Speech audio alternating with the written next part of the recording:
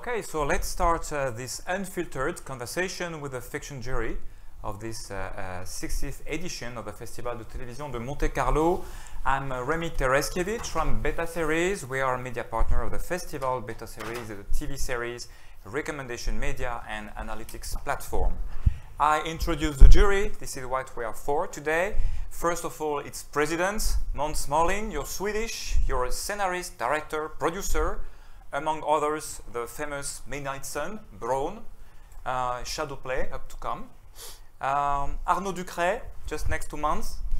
You're French. Yes, I'm French. Indeed. We saw you in many fictions, Parents mode d'emploi, Les Profs, Gaston Lagaffe, and very soon in Mensonge, I guess. Yes, of course. Of course. Mellor. You are British, you're a scenarist, you're a director, you're an actress. Among others, many famous British series, Fat Friends, Girlfriends, The Syndicate. You won numerous prizes, among them the prestigious BAFTA Polter Awards in 1997 for your writing work for television. Thank you. Among others. Yeah. Moritz Porter, you're German, you're a producer. You've been at the initiative of the famous Das Boot, Arctic Circle, I like very much this one, or Freud on Netflix. To be noted, you are also a regular jury for the International Emmy Awards, among others. And finally, at least but not least, Anders Tangen. I learned from the French, so it's not French. Not French. Norwegian. You're a producer for the notably acclaimed Lilyhammer, Dag, or recently for Norseman on Netflix. I remind our audience that the jury will award on Tuesday evening 6 golden names for Best Series, Best Film, Best Creation, Best Actor, Actress, and the jury's special prize, which is the most favorite program, I guess. We have 6 TV series, including 1 miniseries, and 3 TV films in competition, which is, by the way, the ratio that we observe in BetaSeries on OTT, 1/3 movies, 2/3 TV series. So we are right in this new world of the OTT. My first questions are about your job here as a jury with this delicate task to award trophies. What are your criteria and methods to make up your choices? And maybe with you, Måns, as a president, did you discuss a global guidance at the beginning on this method or criteria? No, I think we were very emotional the way we discussed things, and I think we have this set things, I think, all in our heads when it comes to production design, camera, acting, story, and you have those things in your head, and then the discussion begins. I think that we're all very clear on everything that we thought. Right, guys? Yeah. I would say so. Yeah. Okay, and maybe between TV series and TV films, do you have the same method? Is it the same kind of way to evaluate? Maybe you, Moritz, what do you think about this difference between evaluating a TV movie or TV series or miniseries? I think obviously it is easier to rate a movie because you see the start and the end of the show, whereas on a series, on the 6 series that we looked at, we obviously only saw the pilot. So I think that it's better, and sometimes that is the case, that you also get a small clip that kind of summarizes the end or the full show. That sometimes helps because you can then at least appreciate a little more which character becomes a central character, which character might die very early on, and so on and so forth, which is in a way important in order to make up your mind when it comes to thinking of best actress or best actor. If the character is only in the first episode and then dies, well, making him the best actor it might be right in terms of the pilot. But it might not be right in terms of the show, and we would look a little foolish if we were to do that in a way, because obviously the people that will then later see the series will think, so why did they give this to the person who died after episode 1? So I think it is a little different when you evaluate. It's also a question of who the show is for. For which market is it? Is it actually to travel internationally, or is it for the home audience?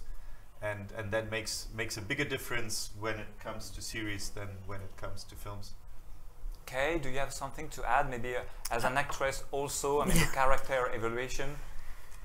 Yeah, because the journey, you know, it's exactly right what Moritz says, with the journey is complete in a film, whereas in television, sometimes the characters only just started their journey. And you're looking for character development, you know, and also the acting. You know, it may well be that the actress or actor is holding back something because they want to develop it over the series rather than in the pilot episode. So it's really difficult when you're judging both next to each other. But it was hugely enjoyable anyway, you know, because the talent there it was just immense, really. I thought there was some great series and some great films, really. Yeah, judging them side by side is a tricky one. Anders, as a producer, do you evaluate also with your eye of producer? I mean, can it travel? Can we see it in several seasons, like Lily Hammer? I think first of all it's about taste. I mean, the first expression, and then the quality, like a filmmaker, you know. But I think it's important just to, you know, do you get some emotional about the show, your taste, and then the quality of it. And I think it's interesting because we are all people from different countries, you know, different culture. And I think it's interesting the way the festivals put us together. So it's like, because a lot of these shows is from all over, you know, east, west, you know, north, south. So I think it's so important that it brings us together, you know, so we have this perspective of watching the series, and I hopefully in the end, I think we make some good choices, you know, when we finalizing this. So yeah, we're pretty sure about that. And first of all, it's just fun to see all of these shows, you know. It is. So yeah. Arnaud, as an actor, yes. Are you sure? Okay, yeah. You remember that? So, do you evaluate actors and actresses with your own eyes of somebody acting? Je réponds en français, pardonnez-moi. Speak French. Yes, it's okay. I can understand a little bit.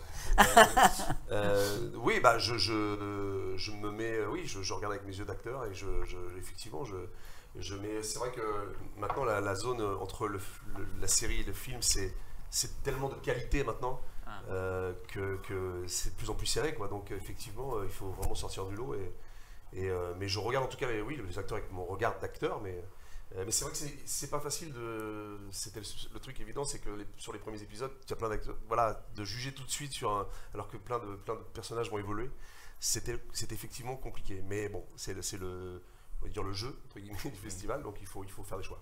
Yeah, you're right. But the game of the festival, you evaluate through one episode, and Yes. Sometimes everything happens is set up, you know, in the first episode. Sometimes it will, you know, be developed along the line. So that's the game. The price of creation, what is it? I mean, how do you attribute this price? Is it more about the collaborative work between the director, the writer, the producer? Is it more technical, Måns? No, it's we focused on writing and directing for this one, and it is so it's a very good price. I've never given out a price like this before, so I think it's a great new price actually, yeah, so it's directing and writing, yeah. And about the jury, in fact, special prize. Is it possible that you, in fact, decide that it's not going to be the best movie or the best series, but another one, because it's supposed to be your coup de cœur and above film or series? How do you react on that? It could be something different. Yeah, I mean, I think that we all felt there was one series that I think we haven't decided everything yet. Yes. Yeah, but I think the one where we all feel for, like, this one deserves it because it took us somewhere where we haven't been before, and it wasn't afraid to fall. So I think it was a brave show. Therefore, le sujet aussi est important. Excusez-moi, mais le sujet aussi est très important sur quand on a quel sujet va être traité, l'histoire. The topic itself. Voilà, yeah, et il y a de la tiens, ce sujet-là, c'est important de le traiter, c'est une très bonne idée, et donc on se dit tiens, c'est... Yeah, originality is Voilà. something important. Oh yeah. Yeah. Oh yeah. And also a sharp script, very, you know, good. There's no fluffiness to it. It's very, you know, precise, that it's kind of moves the story on, and that it's well written. There were some standout ones that were kind of, you know, the script sparkled. Yeah. Okay. And you could No. tell, but Yeah. also we saw, at least on one occasion, I think, where we saw really good writing, but unfortunately the directing didn't Didn't par like- up. Yeah. Yeah. You can really tell that writer was like, Yeah. you know. That's Yeah. why it's important, a good director with A good Yeah. writer. Yeah. good story. Yeah. Yeah, it's really a collaborative work, and Oh, you, yeah. you must Oh, yeah. have both of them. Mm. So you are teasing us about this. Yes. So we're waiting forward Good. to learning on Tuesday evening which one is so sharp and original. We're going to see that. If I speak about your discussions, because I think you get along quite well together from what I see. Do you think, I mean, you agree, or you have debates, you have controversies? Is it a big discussion, or sometimes you just like, that's it? Moritz? I think that it depended on which of the prizes we were deliberating on, and I think that at the end of the day, you know, there are things that are so stand out that I think all of us came to the same conclusion very quickly. But then there are others where it was, you know, where we were discussing it for a longer period of time, and where one, you know, where it could also be a very tight race between two.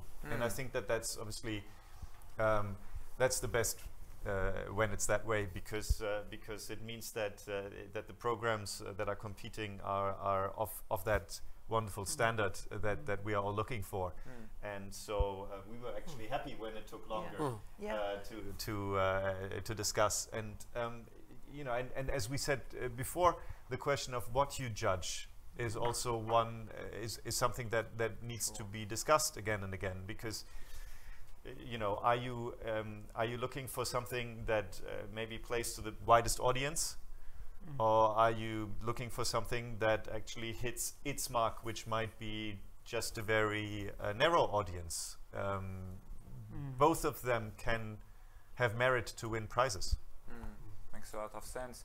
If we go into the selection and the different contents, the different nominees, have you seen predominant themes or genres that you find, I mean, common points between all of them or some of them on this edition post-COVID? Are there specific themes? I think it's impossible not to have sex as a theme. I think sex is every show somehow sex is a big thing. They're not about sex, but it's a very prominent thing, topic, I think.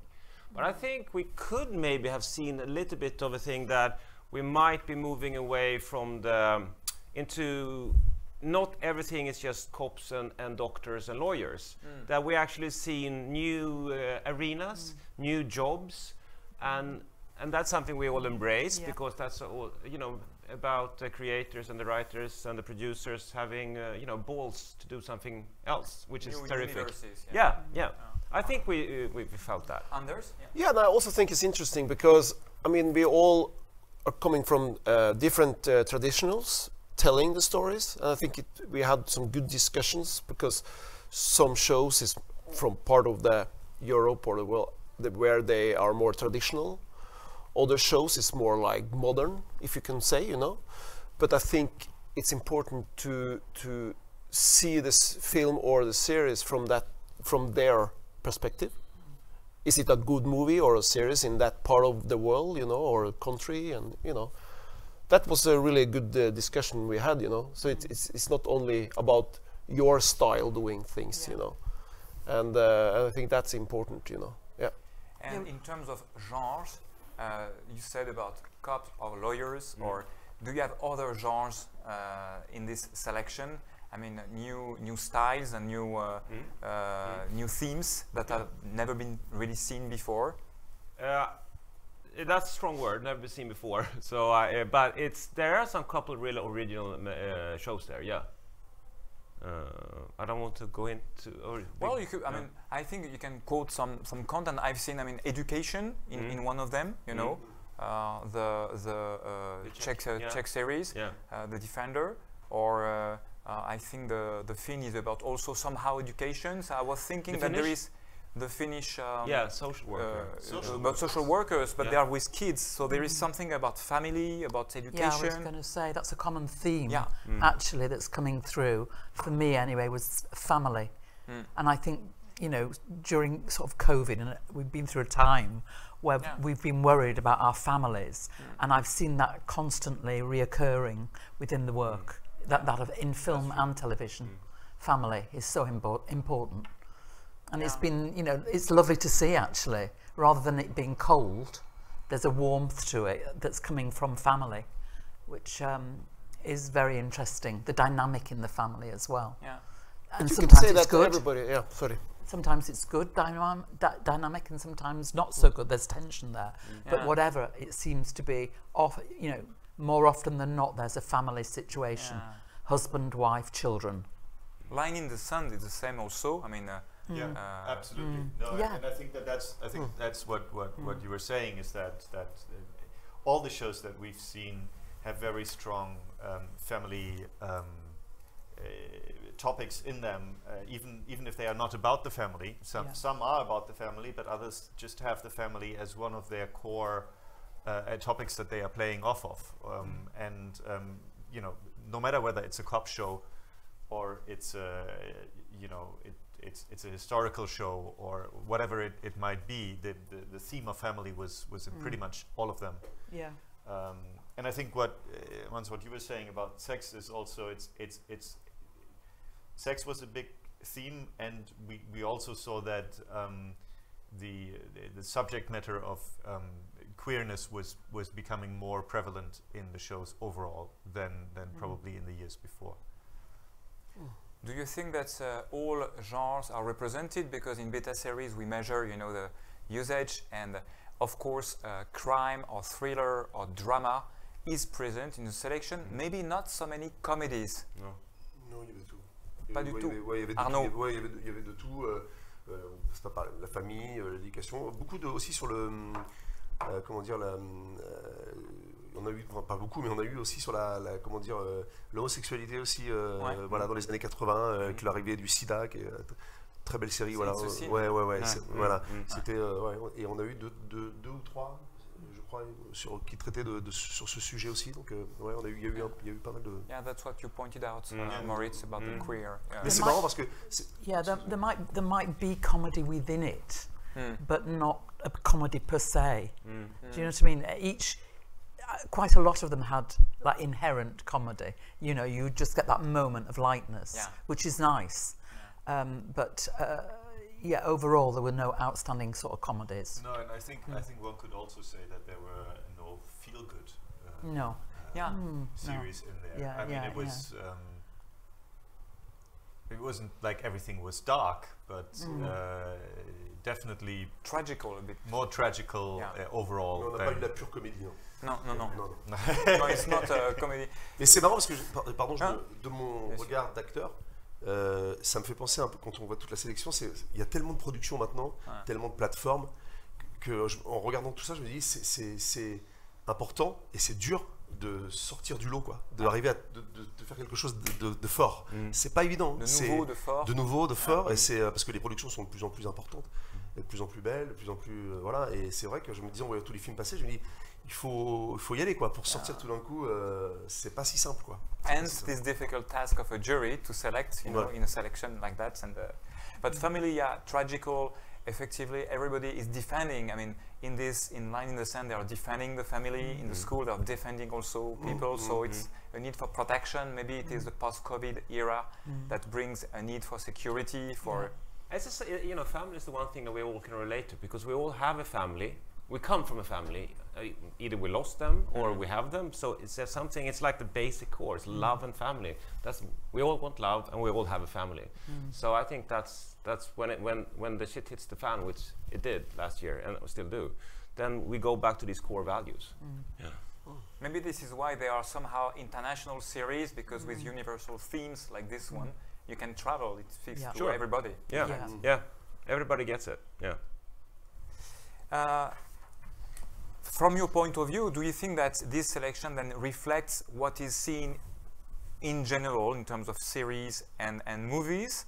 Is it more global, this family or sex or queerness, or I mean all these themes, are they represented with the same percentage in the platforms, for instance, or on television? Is there a difference even between both? Well, I feel like I think that the what we didn't have really, I mean, a little bit with one of the shows, but the coming of age was only in one show, and I think there's a lot more of that out there at the moment. And I think overall on the streamers, there's also more positive shows at the moment that we haven't seen in our selection. Feel Good wasn't, as I said, Feel Good wasn't part of the selection that we were presented with. And I do think there is quite a lot of that at the moment on the streamers. But maybe it's good for us. I think that it wasn't much of that. I agree. I think we saw brave stuff. I was just the question was it representative? Yeah. I would say it was great. What we got was great. Whether it was representative, I would say there was one thing missing. But I think it's really strong local series and films, from their own countries, Yeah. Yeah. And sometimes you have the local channels, in the production. Maybe they have themes that are important for them to address, and Yeah, but the thing is, the old saying like, tell something locally and then we'll travel globally. Yeah. And I mean, I remember when we did the bridge and like, who wants to see this is south of Sweden? Who gives, and a lot of people did. Yeah. So if you just focus on your little backyard, then usually it becomes touching for. But then Bron has traveled. We found tunnels, bridges everywhere in many other places in the world. Yeah, but you same dynamic. couldn't know. So yeah, it's really good with these local things. Yes. Yeah. So, with no spoilers, could each of you tell us one element in any of these fictions that has particularly, touching or surprising? Maybe one element without having to do with your choices, but interesting, elements to share with us. It could be the character, plot, place, treatment. Anders. Yeah, I think actually we had that discussion together. It was several series that we normally have some issues where we never been able to make before, and I think that's important. Okay. And it's hope, out there, because in these days we're making a lot of things, like Moritz is talking about it's a lot of positive series, and everything, but I think here we see some series that they allow them to make some issues that we haven't seen before, or so I think that's important, yeah. Moritz, maybe you want to add something, or well, I mean, I think what you're saying is completely right. That was one of the nice things about the selection, was that a lot of subject matters have not been focused on yet, and need to be focused on more. So it's good that they will find a representation here and get recognition because of that. And so that's obviously very good. And I think that actually goes across almost all of them. New topics, new treatments on these topics. Yeah. Yeah. Mm-hmm. Okay. Anything special, or? I think for me, it was those pieces that really I connected with, and I found I had an emotional reaction to that drew me to them, and it became quite clear for me. I used to just sit and monitor at the end of it how I felt having watched it, and that helped me really to, along obviously with all, listening to everybody as well, to help me to try and get to a decision how I felt when I'd watched something. And to be honest with you, there was one, I'm not going to talk about what it was, but one of them, I thought, well, it has been done before, this particular one, but actually it was done so well, and it looked at a different perspective that actually nearly floored me, you know, and I learned a lot really from it as well. So yeah, I think that's something that I personally have learned a lot from this experience of being a judge, actually, listening to everybody's opinions. And the emotion is something important because they are shows, so you're supposed to entertain also and to create emotion. So if at the end of your session you feel something, you're different, it means that it is a good show. It's moving. Said something important. Arnaud, peut-être un point. Oui, l'émotion, c'est effectivement, on est là pour passer de l'émotion, logique. C'est ça. Et aussi, c'est incroyable parce que sur certaines productions, tout d'un coup, la première image déjà, ça passe par là. Tout d'un coup, la première image, il se passe un truc, tu dis ah. The first impression. Voilà. Sometimes, sur la première image, tu te dis ok, ah tiens, c'est quoi ça? C'est marrant parce que voilà, certains arrivent à le faire et d'autres un peu moins, mais je trouve ça assez incroyable, quoi. Yeah, how to catch attention is so important these days. Oui. I guess that we won't be longer on the competition because there are no spoilers possible till Tuesday. But as you are a jury here, but also and most of all recognized professionals from several countries and several roles in this industry, let's have a little chat about the market itself. We live a clear revolution in television with the growing OTT usages, new type of contents and offers brought to the households, especially on the younger generation, spending more time on platforms today than on television, on the linear television, and with new usages like you know, the binge watching, the international content with subtitle, the mobile usage, and so on. So all these trends are just affecting the market. Could you tell us, what is your feeling about the trends that are modifying clearly the market and your job today compared to what you did 5 years ago? Måns, you want to start? Yeah, sure. I think, we live in, you heard it many times before, it's the golden era of television. And television is really interesting. I'm a filmmaker that happens to do films and TV, but now when I have an idea, I rarely think film, I always think TV. So I think that it's the golden era, and there are so many streamers, platforms popping up everywhere. So that's fantastic. What I did pick up, and I hope I'm seeing clouds on the horizon that will just blow away, but I've seen a little bit more of content control from broadcaster and streamers, where they're not so maybe open for people sending in, you know, their spec scripts and so on.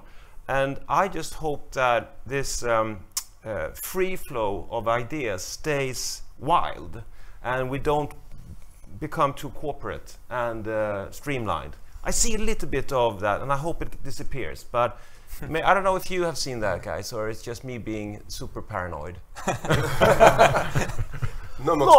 Okay, sorry. No. Welcome. No. Ok. Alors moi je trouve que ce qui est formidable, là où ça a changé le travail, c'est que before we have just 1, 2 channel, 4 channel and the movie in the theater, okay? Mais maintenant on a des plateformes, on a tellement de choix, que même pour les comédiens, purement les comédiens, on voit tellement de nouvelles têtes, de new actors, parce que toutes ces plateformes sont, et donc ça amène énormément de travail. Et ça c'est génial, quoi. Avant il fallait se battre pour faire un casting, maintenant il y en a tellement que ça change. En tout cas en tant que moi comédien, ça a changé beaucoup de choses et ça apporte énormément de travail, quoi, malgré tout. Yeah, because people watch a little bit less linear television, but a lot more OTT plus catch-up TV plus YouTube. So the video consumption is above what it was a few years ago. So for actors, there are many things to do, of course. Yeah. Okay, you wanted to.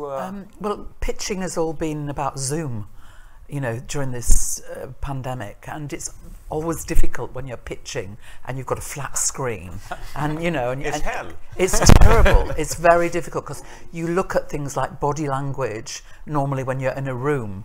So I've found it quite difficult. You know, normally when I'm in a room, I know I come out and I've got a commission, but it's quite different. So that experience has been strange for me.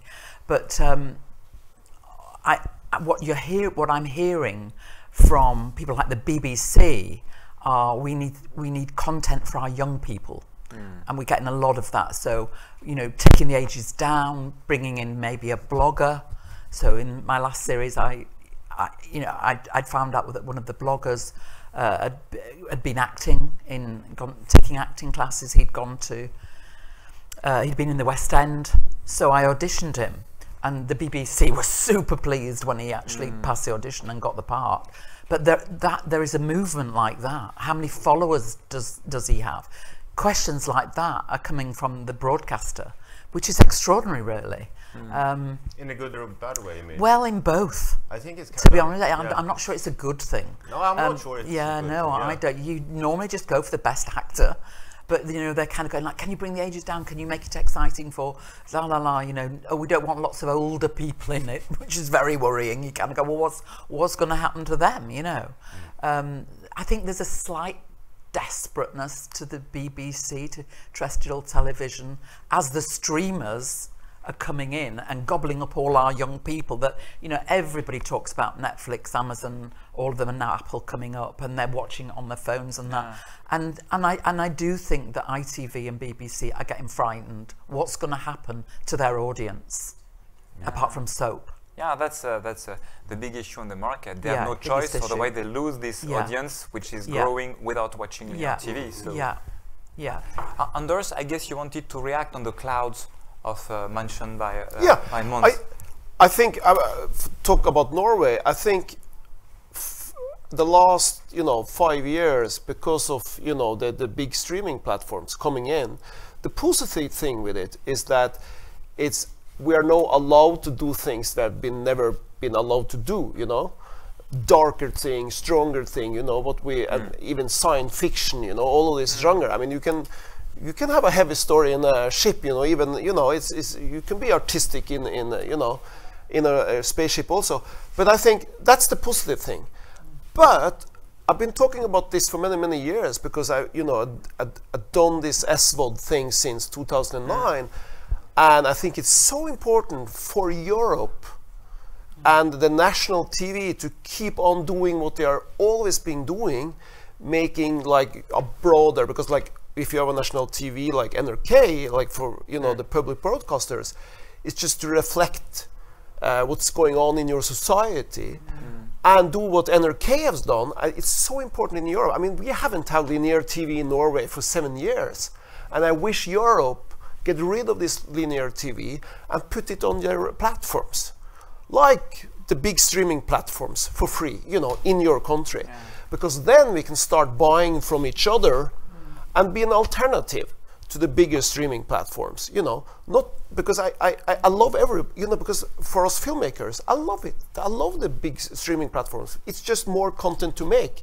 But I think in all of these things, even feature film now, where you can make directly on a streaming platform, I don't care. If I put it on a cinema or a movie on a streaming platform, it's just, I just want to make our passionate, series or films, whatever platform, it suits you. But I think it's so important, Why can't we in Europe, just be an alternative, strong alternative? But then we need to start buying from each other. Even we don't like our series, because I think that's what's happening with Netflix, who's brilliant. I start watching like, dramas from Spain, even, and in other parts of the world, And I think it's good, because it's making the world and the culture smaller. And I think it's important that that's a big trend. Netflix is producing 62% out of the US. This is new for a US company, No, but produced locally. Yeah, that made almost everything they do, they turn everything upside down, which is terrific. I totally agree with that. I remember talking, because coming from Norway, coming from Sweden, you always have this problem. You do something and you have this, fairy tale language nobody understands, right? So shall we shoot this in English? Make this series big and make it in English. But I remember meeting with Netflix, like, no, you must shoot it in Swedish because that's how it becomes interesting. That's your edge, and that's terrific with it. And one more thing, to be fast is also science. I like that. Some of the streaming platforms is we use so much time. Do we want this or not? It's just don't make this executive levels. just take a decision, no or yes, or maybe, you know, give us a little bit development money and take faster, you know. Yeah. And I think it's so important. I have to. This is a little bit political, but like in Denmark, they cut their half of their national broadcast. Why Budget. DR? Yeah. They should like double it. And it's and when you have this political, they try to take money now from all the public broadcasters. They should throw money on them. Yeah.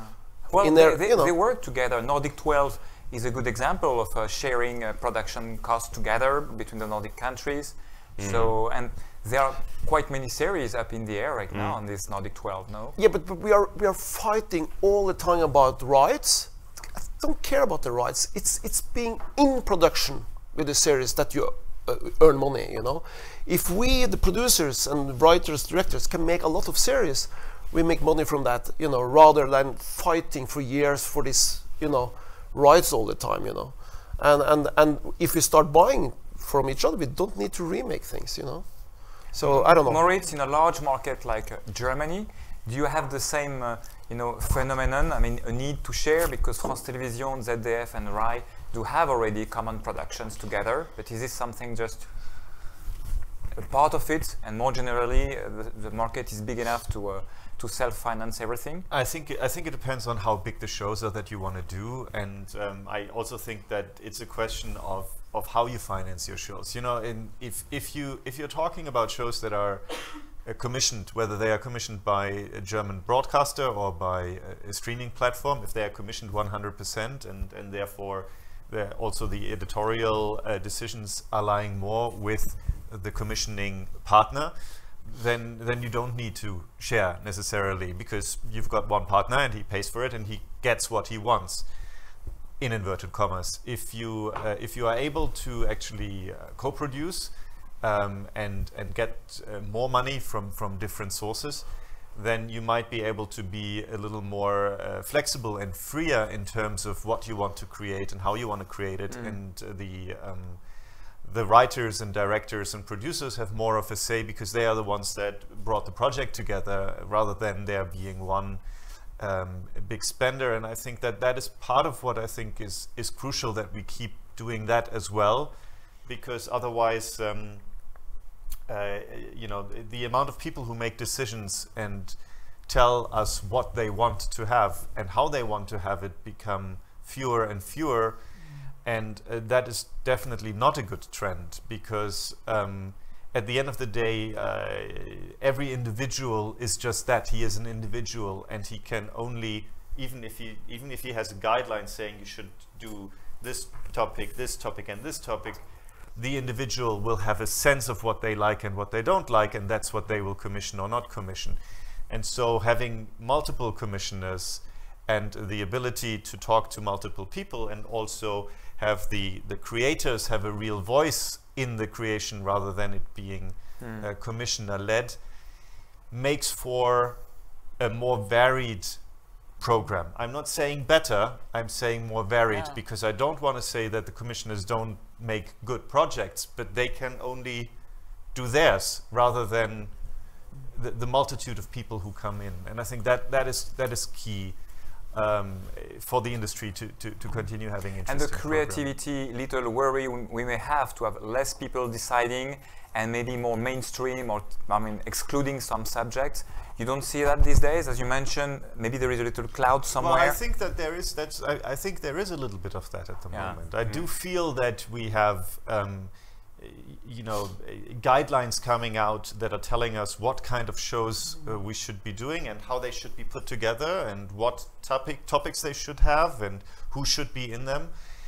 And you know, a should be is always not so helpful when it comes to let's have creative freedom. There are reasons why should-bes are, you know, sometimes necessary in order to make change or things like that, but at the same time you know, you want to be able to create something freely and do what you feel is best. Yeah, I think that it's our ultimate job, all of us that behind the camera, is to give the audience something they didn't know they wanted. You cannot ask the audience or the broadcaster what, because then we need a cop show and we need some sexy drama and we need a But what about you know, a horse that can speak and drives a car and like Chopin? You know, something crazy. That's something you can't come up with in a board Shaking meeting. the tree a little bit. Yeah, I think that's really important that we always. That's exactly what I agree with that. I mean, yeah.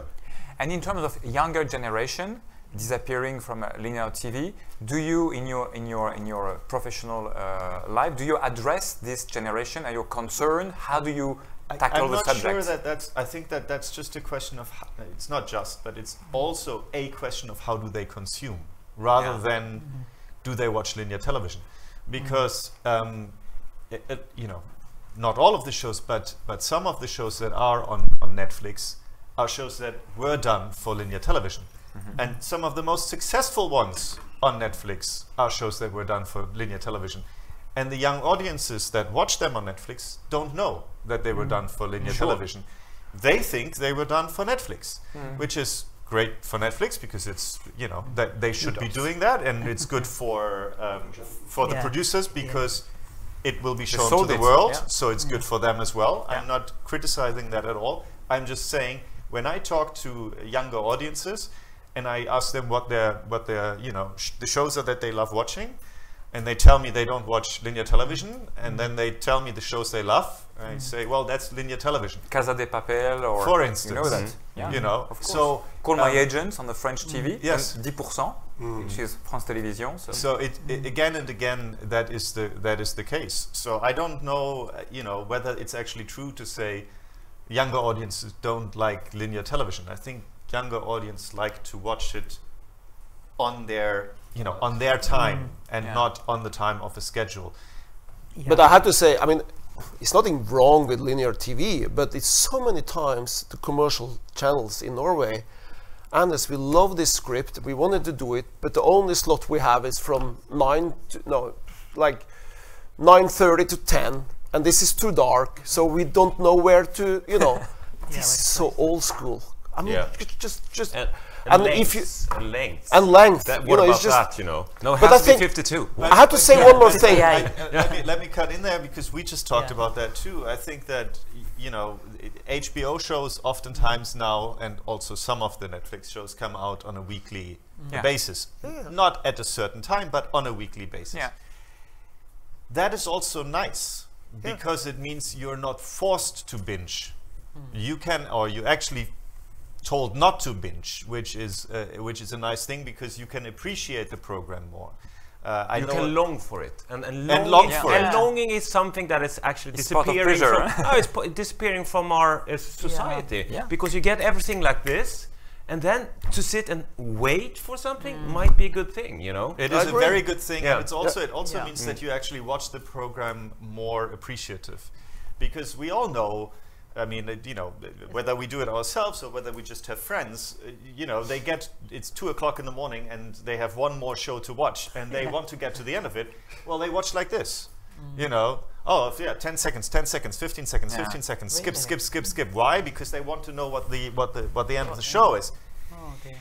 All the seconds that they haven't watched are seconds we produced. That doesn't feel good. It's crazy. That doesn't feel good. So if you watch it like that, if you actually wait for it, then you really watch it. We see in some shows in binge watching on Netflix that we have up to 25% people doing this, binging. But when Disney Plus is launching on a weekly basis, people come anyway and have the same audiences. So then they stop waiting, stop binging and just wait. And maybe it's a do they trend. watch that? That's what I would like to know. Yeah. Do the ones that binge watch faster, meaning skip more, than the ones that wait? Well, we see that people, when we say to binge, it's a season is over 2 days, typically. And so we feel that some people, it's rainy, you are alone, you know, it's a momentum, and you use this time because you just have free time. And then you have another category of people, fans, really big fans of franchises. And these ones, you know, they just wait and wait for it. And the day it happens, it is released, they watch it immediately. But if it was on a weekly basis, like on Disney Plus, they wait anyway. Yeah, and I think it's one good to watch it with your family. We have these Friday nights with the kids. It's nice to have a few shows together, you know, once a week, coming in some episodes, you know, it's nice. But one thing also that is interesting with linear, actually, is the after talk. I think, did you see the show yesterday? The talk afterwards at work or in school, that never happens when everybody is free and watching whatever. There was when in Midnight Sun, it was a lot of that in Sweden. I got a lot of things that people were talking about. Did you see the last episode? Oh wow! And that I think it's a nice thing. It makes actually TV special. That was a big thing about Game of Thrones. Yeah, it's Game of Thrones, same thing. My God, did you see that battle yesterday? Yeah. You know? Yeah. I think also one more thing. I mean, if we read just in the paper today, back to be a little bit more political, I think culture is more important than ever. We're like, you know, we read in the papers every day now, we're like under war. People try to influence us, you know, in a bad way of the freedom we have here in Europe, you know, in the Western world. And I think TV and films is so important to tell all these stories. And I think that's something we discussed in the jury when we've been watching all of these things for the series and films this year in the competition. It's hope, you know, because it's actually about things, you know, and I think it's so important. You know, we will have feel good and science fiction, and I love Superman, and you know, we will have all of this. But I think also, you know, keep it. But it doesn't matter that we can do it in a way everybody wanted to watch. Yeah. But I think one more thing I want to say. What I don't like today, it's like we don't need to be millions seeing every show. If you, like in Norway, if you make a show for 100,000, we are 5 million people, it's okay. If that's important for these 100,000, you know. Yeah, but that was also typical in the shows we watched. The shows with the biggest budgets were not the ones that we loved the most. Not necessarily, yeah. No, I thought it was right. Good story, and if it's decently told, you know. Passionate, you know, filmmakers. Yeah. In the UK, the BBC, you worked a lot with BBC. I do. They are quite concerned with this subject, you know, addressing the family with the right subject and being responsible for culture. I mean, in general. Yeah. And how do you work with them? Do you have these discussions with the broadcaster? Usually, I would go in. Prior to COVID, when the last season that I did of the Syndicate, I went in, sat down with the controller of controller of drama and the person Charlotte Moore, who runs basically the BBC, and we just talked about the ideas. And I could see her eyes light up when I said that they were a group of young people. You know, literally, it was ping. It was a subject matter that I was really interested in, you know, sort of young gamblers today. And so she, I could see her nodding to her, you know. I thought, oh, that I've said something good here. This is what she wants. And you can't help yourself, really. You want to please them. You know, we've taken the trouble. I've took the trouble to go to London because actually I live in the north, and these are my stories from the north that I take to them, because generally subjects are about the south, around London and that. So my voice is slightly different. So they quite like that, and that gives them a big tick, you know, because they're serving the regions. Okay. And I'm a woman writer, a woman director, so that also gives them a tick. Generally when I come out of there, I know I've got the commission, and then you negotiate with, you know, budgetary things, and so you kind of go, well, we're going to come to Monaco, you know, we're going to do a whole shoot in Monaco, so I can see that they have to fund that, you know, but they don't give you all the money, they give you a proportion of it, and then you have to go out and raise the other bit of money, and that usually would be a distributor.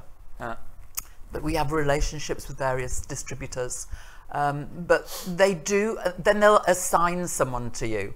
So they will assign like a commissioning editor who will look after you. So you don't keep taking it to the controller.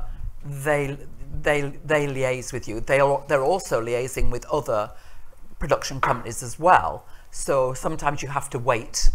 And like one instance when I needed to know, can we bring this man on board because he was testing positive.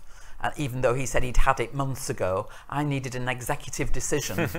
And, you know, they weren't getting back to me. They were all running around a bit like scared cats. And in the end, I thought, I have to make the decision myself, you know. But it's interesting working with them. They were more hands-on this time because there weren't loads of things shooting. Because we were shooting through COVID. So there were not many people shooting at all. So they'd normally look after episodes 1 and 2. They'd look at them and give you notes. They were all over it all the time because they had nothing else to do, basically. You mentioned something. It's not a great time to make something if you want freedom.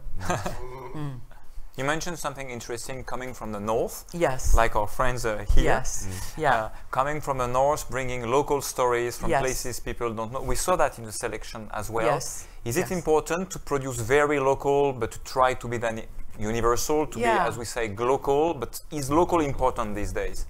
It is to them. They have to. They have a remit, the BBC. They have to go out to the regions. So because of the license, you know, people pay money to get the license fee, so they're answerable. It's public money. They have to serve us. So, you know, there's not that many companies in the north of England. You know, sort of relatively few, really, and all of us know each other. So yeah, so we feel like we have a slight advantage, but you know, in the south they've had massive advantage. They can just hobnob and network every day with go to parties with, you know, with the broadcasters and with the controllers. We don't have that. We have to make a journey down and then make specific appointments to see them. I'm sure it's the same for these guys. I think that the question of whether you have to make it local or not really depends on the story. Because at the end of the day, if you do a story that that travels, where the characters travel, and that's inherent in the story, well, then it's not local. But it can, you know, but it can still be a great show. You know, if I look at the show that I've done, Das Boot, is definitely not a local show, because, you know, in the first 2 seasons they don't spend any time in Germany. And it's a German show, so I wouldn't say it's a local show. Freud is maybe more, but Arctic Circle, it's very local, but up in the north. It's very local, and Freud only Arctic Circle only works because it's local. Yeah. So I think that again, that depends on. It really depends on what the story is, what the show is, and I mean, you know, if you think of a feel-good series like Emily in Paris, is that a local show? I would say it's not a local show. You know, it's an American in Paris. And it's, you know, and it's chewing gum or popcorn or whatever you want to call it. It's definitely not French. It's definitely not a French show. It's not. But it worked globally like hell. Yeah, yeah. So does it need to be local? Is Bridgerton a local show? I would definitely say it's not a local show. But it worked like hell. And Darren Star was telling us yesterday that it was his own eyes how he saw Paris also. Yeah. So wow, makes sense. Yeah, but that's what I mean. It's not a local. It's not a French local show. No. I mean, maybe it's an American local show. Yeah. Yeah. You wanted to add something on that? No, a good story is a good story, you know. And it's sometimes like I made a show, season 1 of the Home for Christmas, was a huge success all over the world. It's a Christmas show out from Norway, but I think it's a sex because we talk about sex and all that kind of stuff. In Norway, we are like open. And I think a lot of this Norwegian culture into that show made it, you know, popular, you know, because it was local but familiar for everybody, you know. It's just, yeah. So Arnaud, you wanted to add something about local shows, local stories. You are quite in many local stories in France. Oui, oui, mais c'est comme aux États-Unis, t'as Vegas et c'est ça. Ouais, nous. On a beaucoup ça en France, c'est vrai. Les régions sont vraiment, comment dire, très fortes. Donc, d'ailleurs, il y a même sur France 3, il y a une série meurtre à Mont-Saint-Michel, meurtre, voilà. Exactement. Donc, avec vraiment une touche. C'est le principe même de cette série. C'est le principe, ouais, c'est plutôt une bonne idée, quoi. Et surtout, bah, ça fait travailler. Et ils font des cartons d'audience. Ils font des cartons d'audience et ils font travailler les gens de là-bas. Donc chaque région, et c'est très bien sûr. It's funny, it's like in Sweden, there's like in every vacation city, like a pretty vacation city, there's always a crime writer who wrote about, you know, at least 10 books in that one. So there's always, and I remember when I was visiting Ducret in France, and I was asking my guide there, so who's the crime writer here? You know, where's the books I can find? I was like, what are you talking about? Which I think is a great idea, actually. But Arnaud mentioned Meurtre A, and it's a concept. Yeah, it's a concept. Yes. Every time it's a city, it could be Tahiti, it could be... Meurtre à Monaco. Exactly. So that's already taken. Okay. There is a trend with the young people today that actually they're in nowhere land. So things like sex education and end of the effing world, stuff like that, you don't know where you are. No. And actually they like that. It's quite interesting, and I'm going, but where is it set? And you know, the young people go, I don't care, I don't want it. And I don't want to see people. I don't want to see local people walking down the road. I don't want anybody there. I want empty. I'm kind of like, that is really unusual, but that seems to be where the young people, really young filmmakers, are going now, to be honest with you. That's really interesting. Yeah. I wonder if that comes from games, where you that idea of not wanting to see anything else than the important thing. Yeah. They're so scaled down. Yeah. But it's not, I mean, in sex education, it's not scaled down, but it's still a fairy tale land that is set in. I mean, you would definitely not say it's the UK. I mean, at least I wouldn't say it's the UK. No. From the accents, you say, yeah, it's the UK. But other than that, I mean, the lighting, it's you know, it's American. Definitely it's American. And the school is a typical high school. Yeah. American high school. American high school. The building. Yeah. Okay, guys, that's a very interactive discussion, so many things to say, but I propose one last question before we check if we have questions from the audience. So a question, I mean, imagine you are jury again here in 10 years. I'm pretty sure you will. Oh, he promised us next year. Yes, we're coming. Imagine, so next year and in 10 years. Okay, but imagine, I mean, will it be the same kind of selection? Will it be the same trophies? I mean, how the world will have changed in terms of television? How will be for you television in 10 days? In 10 years? The future of it? Anybody? That's a big question, man. Yeah, the big question, but just as a conclusion, your personal feeling about in 10 years. I hope. I mean, what I like about this festival is that it's a big festival. Having a big festival is saying that television is important. I'm surprised there aren't more festivals like Monaco. There are big ones and great ones, but they're not as big as this. So I hope that you in 10 years will have much more competition all over the world, and I think that's going to happen. I think we're going to see more of this. You've always been good here, but I think that's something we'll see, because I think TV. I think this is very sad maybe, but I think that film is kind of dying. It's kind of becoming like opera or something. We're just going to go there and watch the Marvel movies. But the other movies, the Taxi Drivers, they will never come back to the. So I think it's going to be like, and therefore, TV is becoming. It's just going to grow. Those are my 2 cents. Yeah. You want to add something about the future? Well, I hope that it'll stay as diverse as it is now, which means that actually also the public broadcasters in the individual countries stay alive, because I do think that they bring something to the table, and they will continue to do so. I think that if we only have the streamers, it's going to be more difficult, because because shows don't necessarily have to travel to be good for an audience. I think it's good if there are also shows, and you said that, if there are shows that are just there for a very small audience, and it doesn't really make a lot of sense to finance them, in the long run, in the business model. And if it's just a business model, and the streamers are purely business rather than they have any cultural or other remit, that's not what they are there for, and we wouldn't expect them to be that. We expect them to be what they are, which is platforms where you can get great program, but great program for the people who buy it. and the public broadcasters are there for other reasons, and I think that it's important that we keep them. Here, here. No, but I won here 8 years ago, and it hasn't changed so much, you know. But to predict, you know, it's from like when people went from a horse to a car.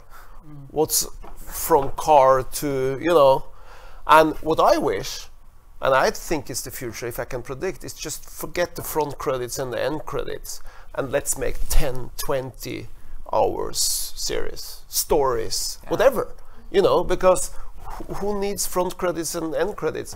And if you want to see your name there, you can, you know, it doesn't matter, you know what I mean? That's I wish, you know, it's just, and more TV series in cinemas. I said that for years. It will save. Look, seeing Game of Thrones in the cinema, it will save the cinema. You know. Absolutely. It's just Maybe this way around, as you say. Also, No, but I'm surprised why that happened more. Yeah. As I said to you, Anders, one of my biggest movie experience was when I saw the first season of Twin Peaks when it was released in the cinema. It worked fantastic. Yeah.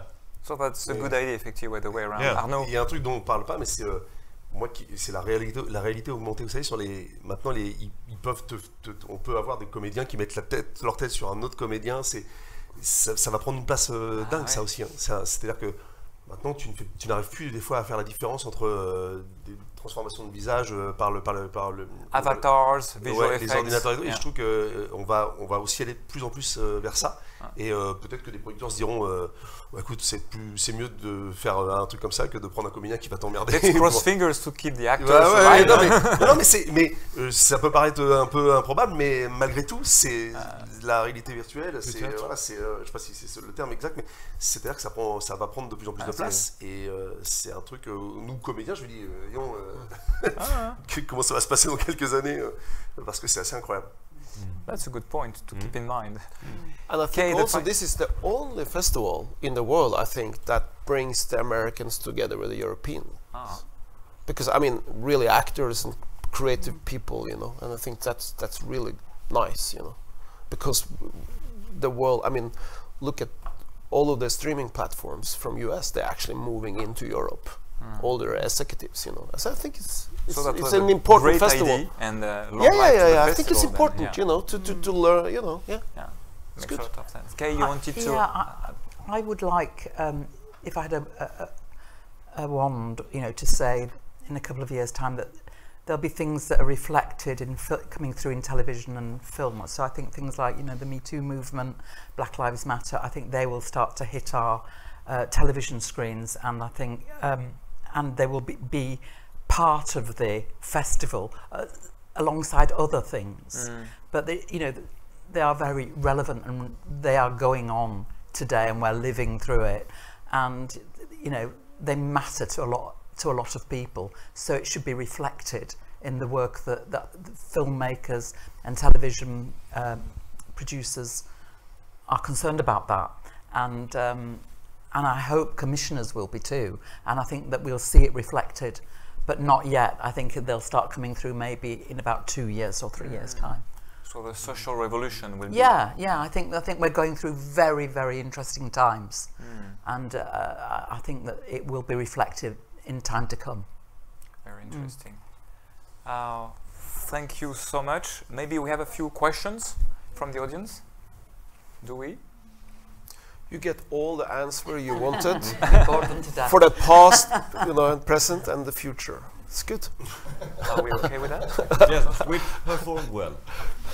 Okay, so just thank you so much to be with us now as a jury and in your everyday job. Thank you. That you are entertaining us so much. So thank you again, and see you very soon. So next year, if I understand, here in Monte-Carlo. Yeah, you know, they skip the work finding a new jury. We can be here next year. No problem. Thank you, guys. Thank you so much. Bye-bye. Thank you. Or Moritz, we are here with our show. Yeah. Thank you to everybody. Thank you for coming, and thank you. It was such a great panel. I think you could have gone on and on. And thank you for giving us a few insights into the fiction jury, but also to hear a little bit more about what you're doing in the industry. That's great. Thank you so much. Thank you, Remi. you too. It was really interesting. Thank you. It'll be online as well. We'll share it with you later. Enjoy the rest of the festival.